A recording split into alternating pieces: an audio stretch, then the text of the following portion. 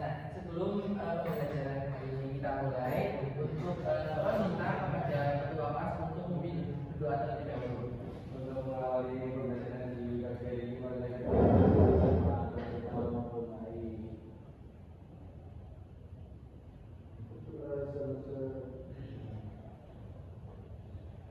Terima kasih Mas Bahan untuk memimpin berdoa.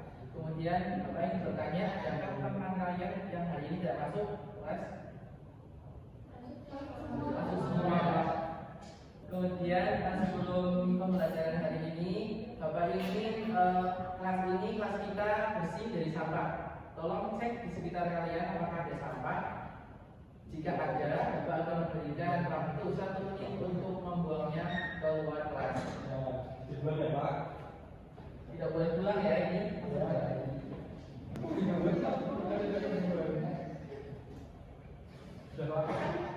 Baik, supaya anak-anak semua semangat untuk mengikuti pembelajaran hari ini, Bapak akan melakukan permainan sambung kata yang diikuti dengan alunan lagu Balonku Ada 5. Nah, anak-anak semua udah tahu kan lagu Balonku Ada 5? Boleh berdiri terlebih dahulu. Nah, jadi peraturannya nanti akan dimulai dari Bapak dulu. Bapak akan menyampaikan satu kata, kemudian dilanjut dari Mbak Vina, kemudian ke belakang ya. Paham? Bisa dimulai? Siapa? Aku punya binatang yang Binatangku berwarna oranye, binatang coklat hijau. Oke.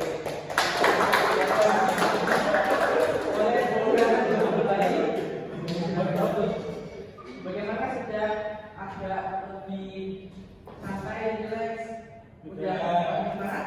Nah, kita nanti akan masuk ke materi.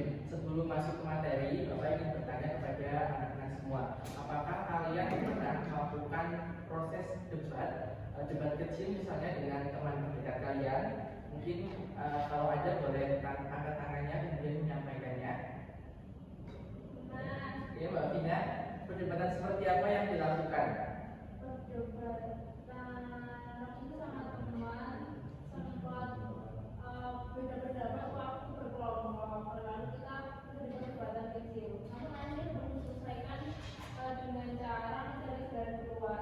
Nah, baik, betul banget ya anak-anak semua. Contoh yang diberikan oleh Mbak Vina tadi, bahwasanya contoh debat tadi merupakan contoh debat kecil.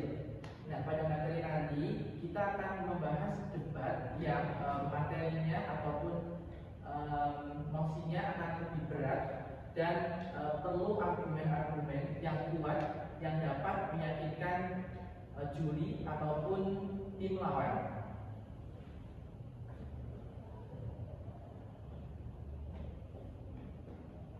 Yang berikut Bapak akan menayangkan terlebih dahulu contoh video debat. Pada video berikut, anak-anak tolong berdiri. Filosofis ataupun latar belakang mosi yang akan disampaikan oleh saya dalam pembicaraan pertama. Argumentasi yang kedua, yaitu berdasarkan yuridis, teori dan juga dogma hukum yang akan disampaikan oleh pembicaraan kedua kami. Dan argumentasi kami yang ketiga yaitu berdasarkan landasan sosiologis yang akan dielaborasi secara komprehensif oleh pembicaraan ketiga kami. Namun dewan juri yang terhormat, sebelum melangkah jauh pada argumentasi, izinkanlah kami terlebih dahulu untuk mendefinisikan perkara emosi agar mengadakan dialektika kita menjadi dialektika yang konseptual dan dapat dipertanggungjawabkan. Dewan juri yang budiman, adapun isu yang melatar belakangi lahirnya emosi perdebatan kali ini, yakni diawali dari status quo saat ini bahwa tingkat digitalisasi di era modern sangatlah pesat pertumbuhannya yang mempengaruhi berbagai aspek kehidupan termasuk ekonomi, untuk berkomunikasi dan memperoleh informasi untuk mengembangkan pribadi dan lingkungan sosialnya serta berhak untuk mencari, memperoleh, memiliki, menyimpan, mengolah maupun menyampaikan informasi. Teknologi pada saat dapat memberikan kenyamanan bisnis yang pemilik pesan tersebut dan harus benar-benar yakin bahwa pesan tersebut berasal dari si pengirim yang dia inginkan tersebut. Sedangkan yang kedua, integritas. integritas. Mereka mengukur dirinya bukan daripada pemimpin. Nah, berikut tadi adalah contoh debat dalam sebuah perlombaan debat hukum DPR Fakultas Law Fire di tahun 2022. Semoga dari contoh yang Bapak sertakan ini dapat memberikan gambaran secara luas tentang debat nantinya. Lanjut ke materi debat.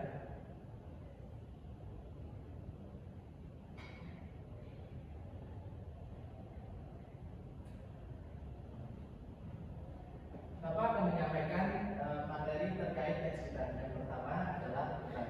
Debat adalah pembahasan dan pertukaran pendapat yang mengenai suatu hal dengan saling memberi alasan untuk mempertahankan pendapat masing-masing tim. Kemudian dalam debat masing-masing pihak diperkenankan untuk menyampaikan bukti, kemudian fakta, informasi, dan data yang mempertahankan pendapat masing-masing. Yang selanjutnya ada tujuan dan ciri debat. Kenapa kita harus melakukan debat? Yang pertama ada tujuannya adalah agar masing-masing tim dapat membalikan pendapat lawan dan argumen atau bukti yang relevan sehingga lawan menyetujui pendapat kelompoknya. Lalu fokus dalam debat ini adalah untuk mempertahankan argumen masing-masing berdasarkan data dan fakta yang telah dikumpulkan. Dan ciri debat yang pertama ada terdapat dua tim. Yang pertama itu ada tim afirmasi atau tim pro, yang selanjutnya ada tim oposisi atau tim yang kontra terhadap mosi. Selanjutnya terdapat dua sudut pandang yang berbeda agar terdapat perdebatan. Kemudian terdapat topik atau isu yang diperdebatkan. Nanti sebelum proses debat akan ditentukan mosi atau judul atau tema yang akan digunakan dalam berdebat. Yang keempat terdapat argumentasi. Dari masing-masing tim akan menyampaikan argumentasi yang berbeda supaya argumen mereka dapat disetujui oleh tim lawan dan dapat memutuskan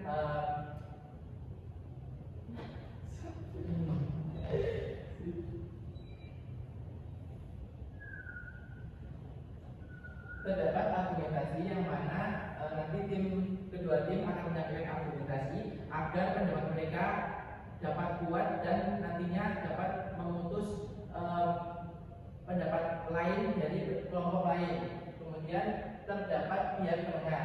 Ini opsional ya, seperti tim netral nanti karena kelas kita terbatas di peserta didik, mungkin nanti akan Bapak bagi jadi dua tim saja. Nah, ini yang penting yang perlu diperhatikan oleh teman-teman semua. Yang pertama, yang selanjutnya ada struktur teks debat. Yang pertama ada pengenalan sebelum melakukan debat. Setiap tim akan memperkenalkan terlebih dahulu anggota-anggotanya. Kemudian dipimpin dengan moderator. Selanjutnya penyampaian argumentasi. Penyampaian argumentasi akan dimulai dari tim pro terlebih dahulu, kemudian akan ditanggapi oleh tim kontra. Selanjutnya ada debat. Ini masih satu rangkaian dengan penyampaian argumentasi, kurang lebih sama.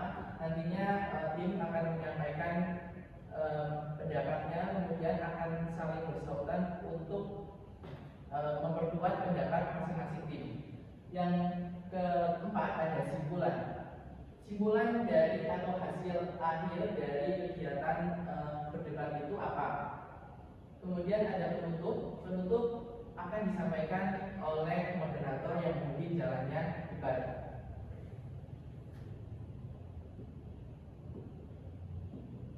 Nah, ini ada unsur-unsur debat. Yang pertama ada unsur debat, tentunya agar ada isu ataupun yang dapat dibicarakan, tentu akan menentukan mosi debat terlebih dahulu.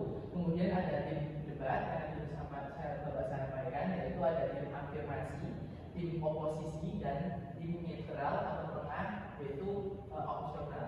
Kemudian yang terakhir ada partisipan. Partisipan ini adalah penonton yang akan ikut menilai bagaimana jalannya proses perdebatan masing-masing tim.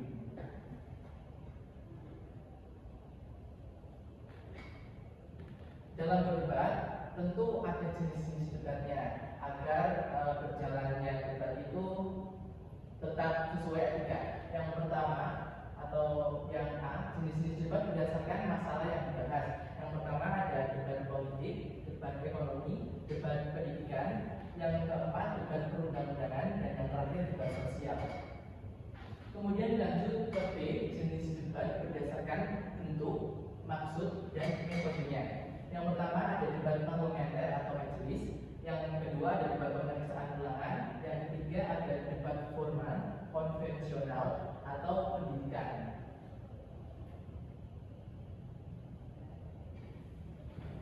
Tata cara debat tadi sudah Bapak sampaikan juga, sudah Bapak singgung. Jadi nanti tolong diperhatikan lagi. Nah, mungkin itu yang Bapak bisa sampaikan terkait materi teks debat kali ini. Dan tadi Bapak sudah menjelaskan terkait materi teks debat. Nah, supaya kalian lebih paham terkait teks debat tadi, Bapak ingin kalian mengerjakan soal pilihan ganda sebanyak 20 soal dan soal uraian sebanyak 5 soal. Bapak akan memberikan waktu kurang lebih 15 menit untuk pengerjaan. Dan jika kalian belum selesai pengerjaannya, boleh diulangi.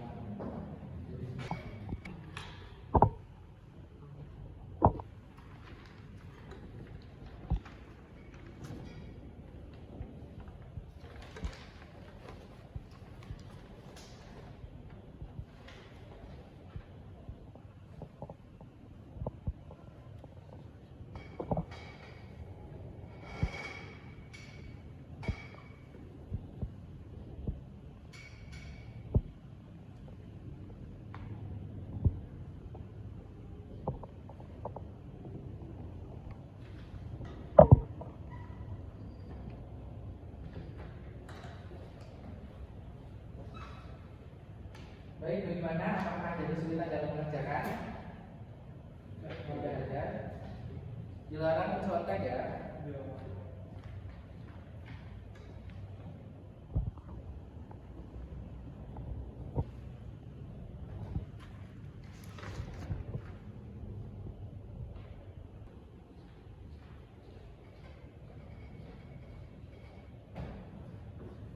Apakah sudah selesai semuanya? Sudah. Boleh dikumpulkan ya.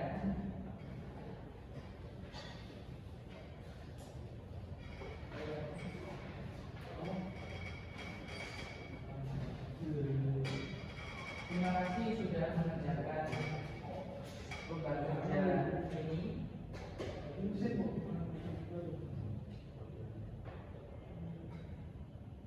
Nah, kalian kan sudah sampai tadi mengerjakan soal untuk praktik debat nanti agar kalian semua tidak tegang dan tidak tegang dan tetap refresh. Maka dari itu Bapak ingin mengajak kalian untuk peregangan otot, yaitu memijat tenaga. Oh ya, boleh dari sebelah sini dulu.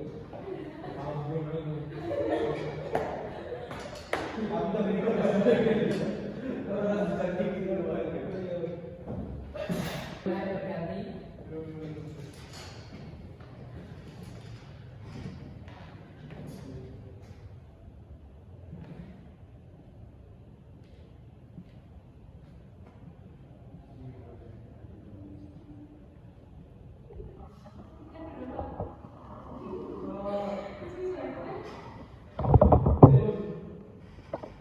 Sudah merasa enak?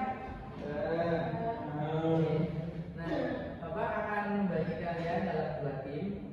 Nah, nanti tim pertama ada tim pro, yaitu tim pro yang ini ya depannya. Kemudian yang tim kontra yang belakang. Kalian boleh membentuk satu kelompok, kemudian duduk di depan sini, posisinya bisa di depan sini, jadi berhadapan nanti.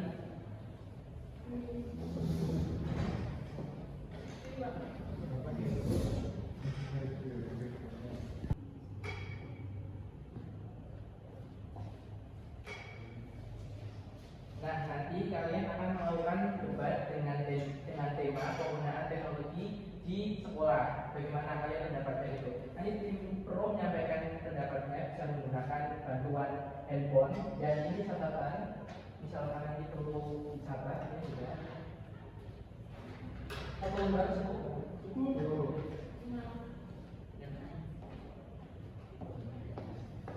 Bapak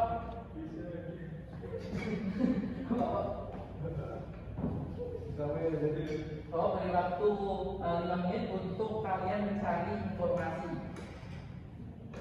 Oke, bisa dimulai dari sekarang.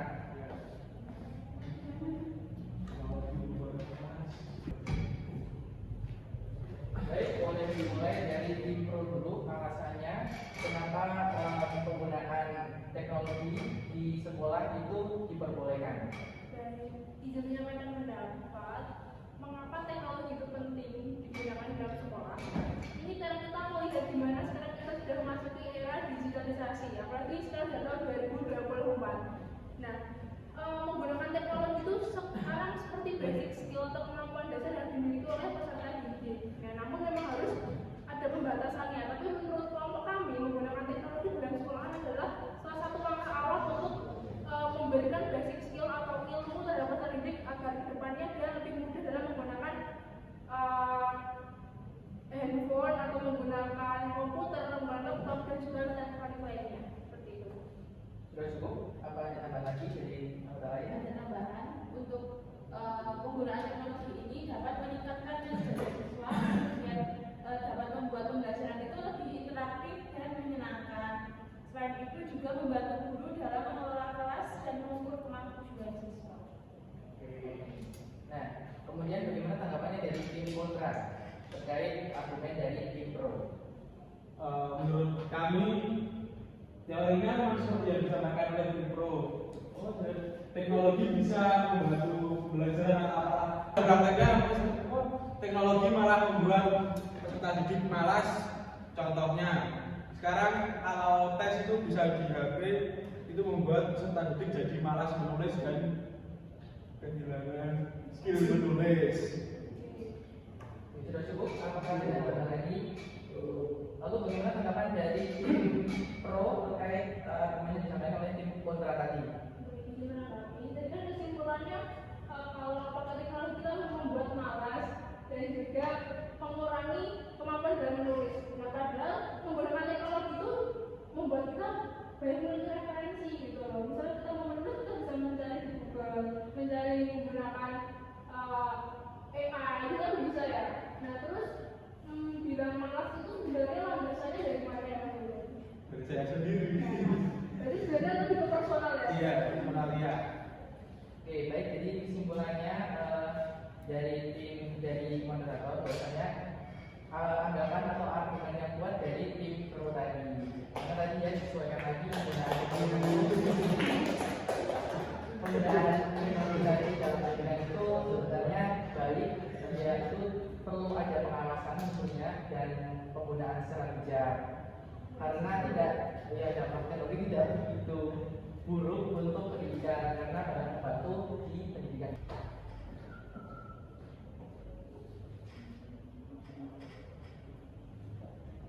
Nah, tadi kita sudah melakukan praktik debat. Semoga praktik debat tadi dapat memberikan pembelajaran di masa yang akan mendatang. Sebelum mengakhiri kegiatan pertemuan hari ini, kita ucapkan alhamdulillah bersama-sama.